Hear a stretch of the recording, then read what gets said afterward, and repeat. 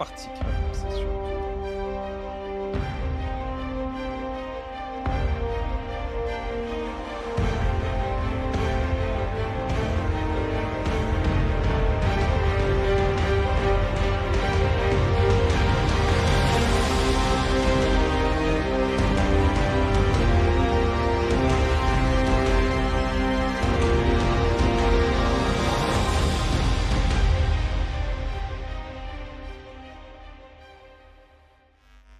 Et du coup, première map sur Tundra, on se retrouve avec Plisner Feichi contre Boosted. Plisner Feichi, on part avec un 60 TP, un T110E5, un VZ55, un CS63, un Minotauro, un T10 ainsi qu'un TNH.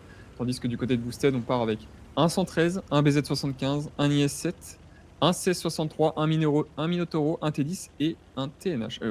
J'ai l'impression qu'on a beaucoup de chars en commun. VZ55, IS7.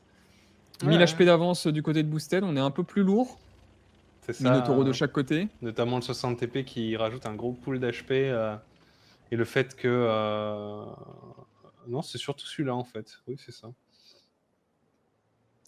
Tellement j'ai l'impression qu'on est tout simplement en train de prendre un peu de contrôle du côté de Boosted. On se dirige ni sur la base 2, ni sur la base 1, contrairement à ce qu'on avait pu voir durant les phases de qualification où les équipes en règle générale partaient complètement d'un side ou de l'autre. Là, j'ai l'impression qu'on prend du contrôle. Aaron qui s'est fait spot. Phoenix également qui sont fait spot par le 16, je crois, d'Alan. Bouboule qui a pris le cross au niveau d'H4. Ouais, c'est le spot initial qui est réalisé par le CS. Hein. On vient dans le buisson, on spot un petit peu le cross. Et du coup, on a un peu l'information sur le déploiement des équipes. Pour le moment, ça s'échange les tirs, mais aucune connexion qui sont effectuées. On a contrôle colline pour Boosted. On a envoyé ce 113 en K4. Et pareil, le Minotauro et l'IS7 qui progressent un petit peu au niveau de cette base 1. Enfin, gentiment, on va dire. Donc les deux équipes sont assez réparties sur la carte. Hein. Pour le moment, il n'y a pas vraiment d'agression vraiment définie de la part de l'une d'équipe comme de l'autre. Ce qui est intéressant, regarde, c'est de voir le VZ55 et le TNH de l'équipe rouge, donc de Plisner Feichi, qui était au début dans l'eau, pour mettre un bon crossfire si jamais il y avait éventuellement des chars qui traversaient un cross, tout à fait. Ouais, qui traversaient le long de la ligne K. Et j'ai l'impression que du côté de Plisner Feichi, on se rapproche un petit peu plus de cette base 2. Faut faire attention hein, du côté de Boosted, les games durent 8 minutes. On a déjà 2 minutes qui se sont écoulées. C'est bien ça? C'est 7 ou 8? Non, c'est 8 minutes. C'est 8 minutes.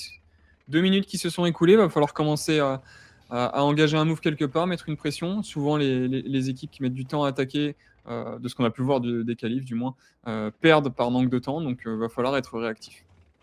C'est ça. Hein. Pour le moment, il se passe pas grand-chose. On a juste les Minotauro qui jouent de la tourelle pour essayer d'avoir l'information. Là, Dudu, il n'a pas forcément pour objectif de pique sur Anthony. Il doit juste avoir l'information sur s'il y a du cross derrière au niveau de cette colonne 1. Donc pour le moment, il fait bien son travail. Le truc, c'est qu'il n'y a pas beaucoup de mouvement. Par contre, pendant que je dis ça, on peut regarder en bas de la carte au sud, Boosted qui recommence à relocaliser son CS et son BZ75. Et on va se diriger sur une base 1, j'ai l'impression. Ouais. Après, c'est marrant parce que le T10 a l'air de vouloir les remplacer. Peut-être pour faire un petit peu une espèce de soutien au 113. Ah, un push intérieur peut-être au niveau de la ligne F. Ouais, dans l'eau, j'ai l'impression que c'est ce qui est en train d'être fait. Hein. En tout cas, l'IS7 va rejoindre le Minotauro, ça c'est sûr. Je sais pas si le CS et le BZ vont faire la même chose. J'imagine qu'ils vont le faire parce que ça aurait aucun sens d'avoir l'IS7 là sinon.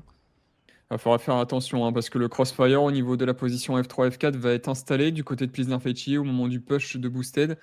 Va falloir être très réactif et faire un push des plus propres. Hein. C'est ça. Ce qui va être compliqué pour Boosted, c'est il n'y a personne qui va gérer ce T110E5. Donc le T110E5 il peut prendre quand même beaucoup d'informations et potentiellement mettre beaucoup de crossfire si jamais on décide de push la 1. Après, Boosted va décider de faire un push par l'eau, mais de se rediriger vers la base 2. C'est aussi une possibilité, ça. Moi j'ai une question, Synops. Est-ce que tu penses que Capok en face a encore sa cagoule pendant les games? Capok non. C'était pas Kipik qu'on avait eu Oui. Non, écoute, moi... Je pense qu'on n'a jamais vu Kipik sans cagoule. Donc je te coupe Synops, je sais pas si tu as vu, on commence directement le push du côté de Boosted avec 3 chars avec le CS, le BZ75 et l'IS-7. On pousse para et on commence à prendre du crossfire. Il va falloir mettre les connexions au niveau du TNH et du VZ55 de Capoc. On a la rotate d'O'Neill en 60 TP qui reprend la position en E2. Le 5 qui commence à rotate légèrement pour mettre des connexions. Sur le Minotauro qui est en Parano D4. qui a pris beaucoup de dégâts, mais Juju également. Beaucoup trop de dégâts d'ailleurs. Ouais, on décide de monter dans ce petit village. Le problème, c'est qu'on va peut-être se faire un petit peu encercler par le T10. Bon, après, il y a un avantage, c'est qu'il y a le 113 qui va pouvoir arriver avec le T10 en crossfire pour s'en occuper. Mais pour le moment, on est assez bloqué de la part des joueurs de Boosted. Ceci dit, Prisoner Feichi a quand même un E5 qui est un petit peu hors fight pour le moment, un 60 TP qui a pas trop d'impact. Et pendant ce temps-là, Capoc qui va faire son premier tir, ouais, c'est ça. Oh, Poupoule qui a perdu énormément de points de vie. Qui va se faire remis par Phoenix. Ouais, c'est ce que je disais, hein, qui s'est retrouvé en crossfire, notamment avec le T10 et le 113. Ce qui serait intéressant, c'est peut-être essayer d'aller chercher ce CS là, qui est en J3, et peut-être commencer à mettre une pression il va falloir cap. débloquer la position en J2. Hein. C'est ça. Le 113 qui y va, hein. Le 113 il part. Il part le Eld. Non, c'est le Mathis Boosted qui part déloger ce CS d'Alan. Va falloir temporiser, va falloir récupérer du map control. On a déjà 3000 HP de retard du côté de Boosted. On a un TNH qui est en D7, je sais pas si ça a une énorme utilité non plus. Alors, faire attention là-dessus. Pas forcément convaincu d'envoyer le deuxième. Après, ça permet quand même d'avoir du soutien. Ah, quoi qu'il regardez, il y a O'Neill avec son 60 TP qui revient.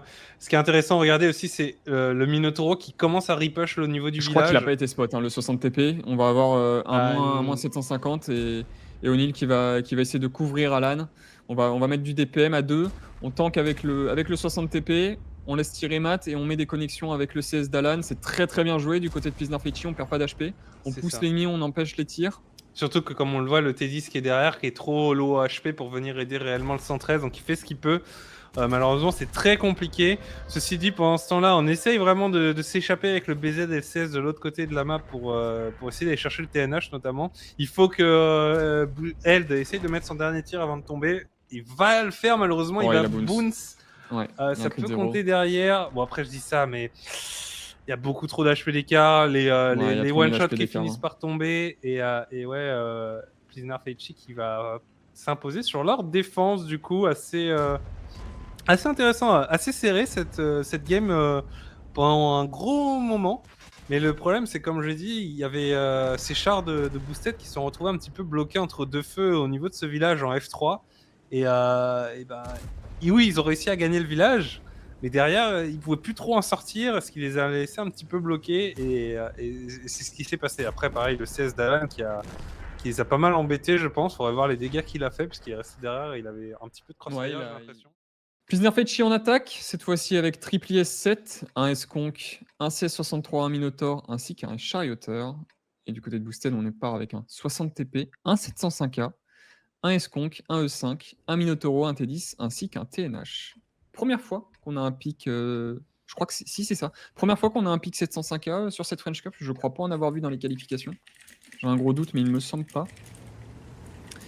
Compo relativement lourde hein, du côté de Boosted. On a littéralement que des lourds. On a juste le Minotauro qui est là pour prendre la position, à mon avis, sur le middle map. Et du côté de Prisoner Feichi, on a un truc un peu plus mobile. Triple S7. Et j'ai l'impression qu'on se dirige un peu plus vers la base 1 Synops. Ouais, tout à fait. Ce qui est intéressant, c'est de voir ce 705K là. Je suis pas forcément convaincu du pic du char sur une map comme Tundra où il y a beaucoup de dénivelé. Totalement, on a le 60 TP en C3. Ouais. Le 705K qui joue littéralement en H3 de ce que je peux voir. Il a été spot. Alan qui a littéralement spot Matt, Eld et Aaron. Ça donne beaucoup d'informations. Hein. Du coup, regarde, on voit l'IS-7 qui instantanément au nord là met de la pression. Il va essayer de rejoindre le face-à-face avec le T110-5 en A5 à 4. Ou même pas, ouais, peut-être qu'il va jouer dans le Ludon ici. Totalement. Essayer d'avoir du cross. On peut constater un avantage hein, du côté de Prisoner Feichi. On a l'information de 3 lourds au niveau de cette défense boosted. Du 705K, du S-Conk en K2 ainsi que du T10 en J1. Donc si on se dirige à 7 joueurs au niveau de la base 1 et qu'on commence à push, ça peut être vraiment très fort, très intéressant. On va voir comment Prisoner Feichi se débrouille sur cette attaque. J'ai l'impression qu'on garde un S-Conk en H6 hein, du côté de Prisoner Feichi, peut-être pour mettre des connexions, continuer d'avoir un peu de cross-feu. C'est ça. Ouais, pour l'instant, on prend de l'information, hein, tout simplement. On attend de voir ce qu'on peut faire. Un CS qui commence à rotate. C'est quoi ce pseudo là? J'avais pas vu ça. Et je te l'ai dit justement, c'est Ah ouais, mais voilà, c'est Lexa. C'est Lexa oh dans là là. dans son Super Conqueror. Écoute, je sais qu'il s'est mis au sport récemment, donc faut dire les choses. Ok. Ok, bon, on va voir un petit peu comment Plizzard Fetchy va se débrouiller là-dessus. C'est ça. Pour le moment, c'est un opening assez On va voir un peu du côté de la assez base game, je sais pas si t'as vu. classique, ouais. Double IS7. Oh, Dudu qui prend une connexion. Petit 482. Est-ce qu'ils vont nous refaire le même push que Boosted ou est-ce qu'ils vont nous rejoindre le Minotauro pour overpick sur le top? On verra bien. Ils ont l'avantage d'avoir le chariot de tir sur la colline pour faire un petit On peu a de le push qui est lancé, crossfire. hein. Ouais, c'est ça. Double IS7 avec un CS sur cette rivière. Est-ce qu'on remonte sur le Minotauro? Non, j'ai l'impression qu'on va littéralement tout droit. On fait comme Boosted sur la game précédente. On a rien pour spot du côté de Boosted. Ça va pas se faire spot tout ça. C'est relativement dangereux pour la défense Boosted. Faut faire attention. Le S-Conk de Boosted en K2 qui va être hors fight au moment du push. Attention au push de Prisoner Fetchy. C'est Je sais pas ça. si t'as remarqué, mais on n'a pas grand monde. Ils ont pas été spot, je crois. Hein. Non, ils ont pas été spot. Et ça, c'est Comment est-ce qu'ils vont gérer une le push? erreur de. Ah, c'est bon, c'est spot. C'est une erreur de Novak, hein, parce que c'est lui qui doit prendre l'information là-dessus. Et du coup, il va se faire attraper. Il va se faire catch. Hein. Il est complètement Il est littéralement en train isolé. de courir. Il peut pas sortir. En fait, regarde, il y a le S-Con qui peut avoir des angles sur lui. Ils essaient de clip. Alors, pour moi, il aurait quand même dû se barrer. Hein. Là, Ouais, là, faut pas trade là-dessus. Hein. Faut vraiment essayer de survivre. de la grippe. Il arrive à mettre 2 connexions et partir full bien. Donc c'est très bien. Il s'occupe pas du TNH. Ouais, c'est ça. Regarde, Alan qui perd beaucoup de PV là-dessus. Attention à Alan, il est pas safe. Surtout que les maisons sont destructibles ici. Donc il faut qu'il Complètement, on a change. Para en 60 TP qui est en hold down, qui a pris une très bonne position. Il s'est pas bloqué en D4, il s'est mis en C3. C'est très bien par rapport au push de Boosted qui est fait, au push de Prisoner Fetchy. C'est ça, La le connexion à 806 qui est Minotauro effectuée. d'Anthony qui va arriver pour mettre de la pression sur Parano. Parano qui est complètement encerclé, là, qui devrait pas tarder à tomber. Et regarde, c'est le problème, c'est qu'il y a 4 chars hors de position là au sud de la carte. Le 705. Et je sais pas si t'as vu, hein, mais le T10 de Boosted qui a fait double rotate sur cette colonne, qui a perdu énormément de temps, qui empêche de mettre des shots. On va clear ce 5 par la suite avec Jus, avec O'Neill, avec Anthony. C'est ça. Google qui va reprendre du crossfeu, je pense, sur C2 pour empêcher les joueurs de Boosted de venir aider. Je pense que le T115 a fait une petite erreur aussi. Il avait largement le temps de s'échapper avant, je pense. Oui, totalement. Et il va réussir à s'en sortir, mais pour combien de temps? HP, non, il va tomber. Hein. Il va tomber. Peut-être qu'il peut te sortir Anthony. Non. Par contre, là, il y a le TNH de Novak qui est derrière. Ça attend, hein. Ça temporise. On a 3000 HP d'avance du côté de Prisoner Fetchy. Ouais, regarde de l'autre côté avec le 705K, le S-Conk, on va chercher le S-Conk isolé. Le problème, c'est que du coup, ça va donner l'information que c'est du 4 versus 2 au nord. Du coup, ils vont pousser assez logiquement les joueurs de Prisoner Fetchy. Et puis il y a Aaron qui est rack. On va mettre du temps à finir Lexa en S-Conk. Ouais, et le push qui est lancé. Le push qui est lancé. En plus, c'est 2 tiers 9. 2 tiers 9 contre que des tiers 10, c'est compliqué. Complètement. C'est compliqué. Elle qui se fait un petit peu bully par O'Neill. Tandis que Novak qui va se faire sortir par Jus. Et je pense qu'on va partir sur un 2-0 du côté de Prisoner Fetchy. C'est ça. Ouais. Tu m'avais dit la deuxième map, c'était? La deuxième map, ce sera Falaise. Falaise. On va voir un petit peu ce qui va être fait. Ah, c'est dommage, du côté de Boosted, on a 2 chars qui sont hors... Non, on a 3 chars qui sont hors fight. Le T10 qui a fait double rotate, qui a perdu du temps. C'est vraiment dommage. Puis on avait le place de Novak en TNH qui était pas trop mal. Il arrive à mettre 2 connexions. Spot tardivement le spot. Enfin, le push de Prisoner Fetchy. C'est dommage. On a argent illimité. Enfin, arrêtons les bêtises, on est parti.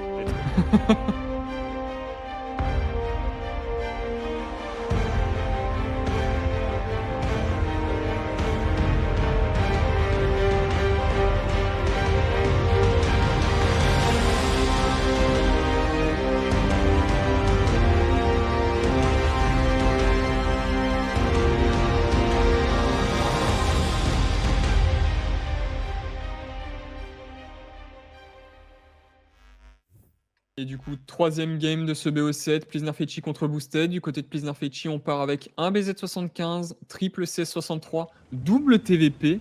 Ah non, un TVP, pardon, un TNH ainsi qu'un AMX30. Et du côté de Boosted, on est avec double VZ75, triple CS63, un T10 ainsi qu'un TNH. J'ai cru voir un double TVP au début sur Prisoner Fetchy, j'ai mal regardé. Ouais, mais. TVP sans doute pour Clip le cross colonne 2.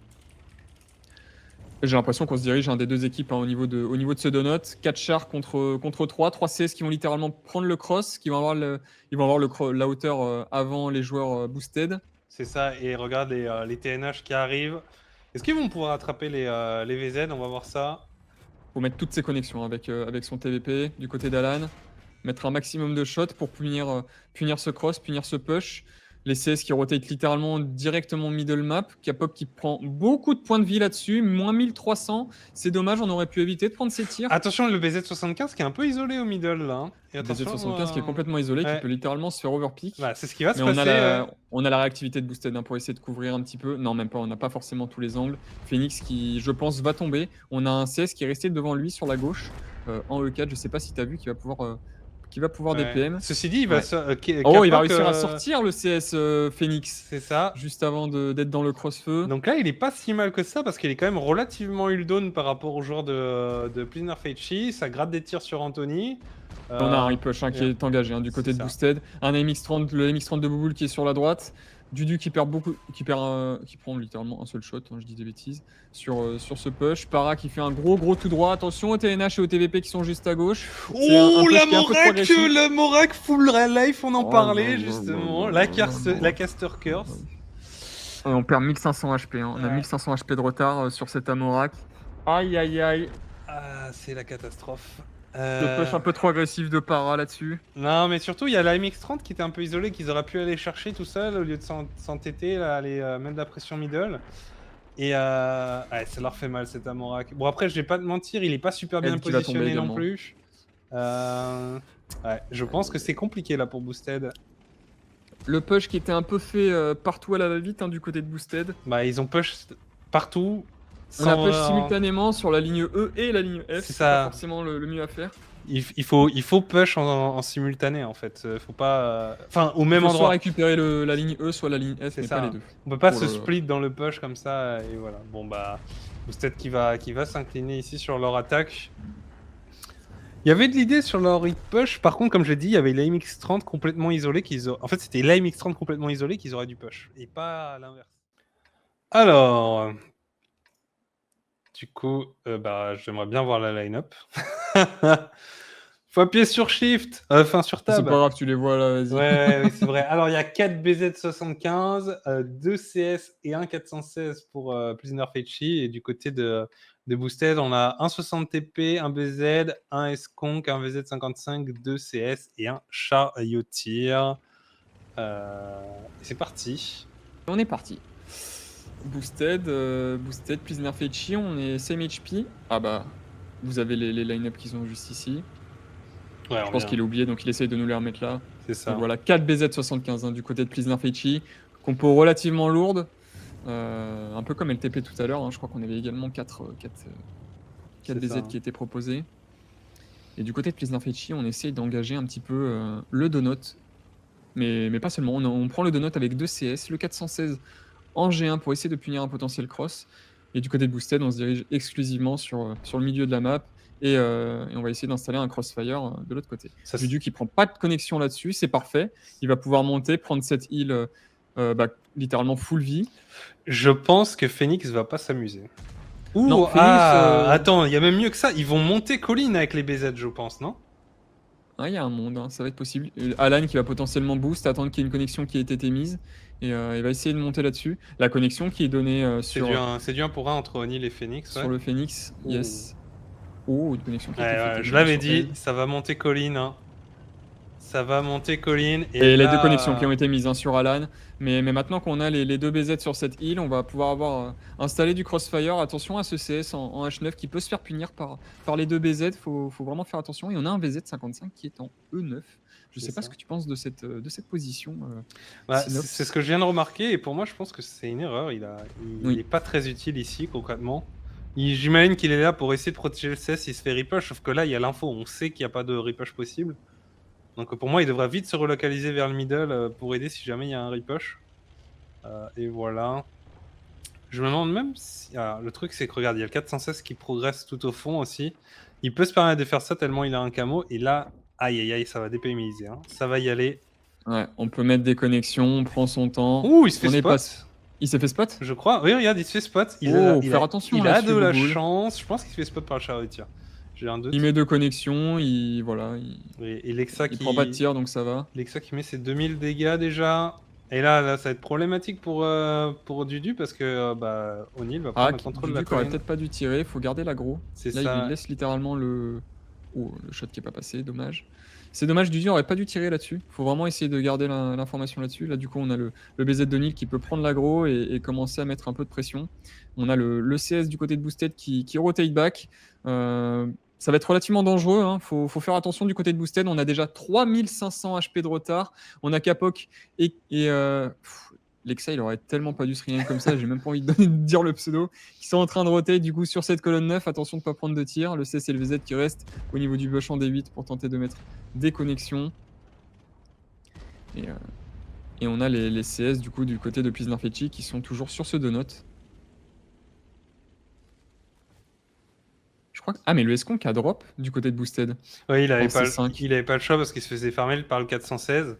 Ce qui fait que... Bah, d'ailleurs, c'est pour ça, hein, tu regardes les chars qui ont le moins d'HP, c'est le 60 TP, le Esconk, et bon, bah, la Phoenix parce qu'il joue au middle et forcément, il était un petit peu obligé. Mais... Je sais pas si t'as remarqué, mais je pense qu'on va littéralement essayer de tuer ce CS63 et ce VZ55. Ouais, O'Neal qui arrive à tuer Para. Le charioteur qui... Non, c'est... Comment il est mort le 60 TP? Il s'est fait sortir par le 416, je crois. Regardez les deux CS là qui repush pour aller essayer d'aller chercher Phoenix. Et je pense, regardez, O'Neal et Alan qui vont sauter sur Dudu ici pour le sortir. Voilà qui va être fait. Et malheureusement, ça va être compliqué. Hein. La Mat et Phoenix qui sont complètement encerclés, qui vont finir par tomber. Il y a Novak et Isboosted qui pourraient éventuellement sortir Capok. Voilà qui va être fait. Il va falloir qu'il regarde sur Lexa. Il est vraiment essayer de mettre des connexions sur Lexa. Hein. Faut vraiment essayer de punir ce BZ pour récupérer du crossfire. On a 2 BZ sur l'île, ça va être compliqué d'aller chercher. Je pense qu'on se dirige sur un... s'est fait spot et qui prend une grosse connexion. Ah, c'est compliqué. Hein. Je pense que c'est même terminé. On se dirige sur un 4-0, je pense. Et ce sera un 3e 4-0 consécutif, pardon. Et bah, tout ça, c'est pour me faire savoir qu'en fait, je ne devrais pas faire de prédictions. Voilà, c'est tout ce que j'ai à dire.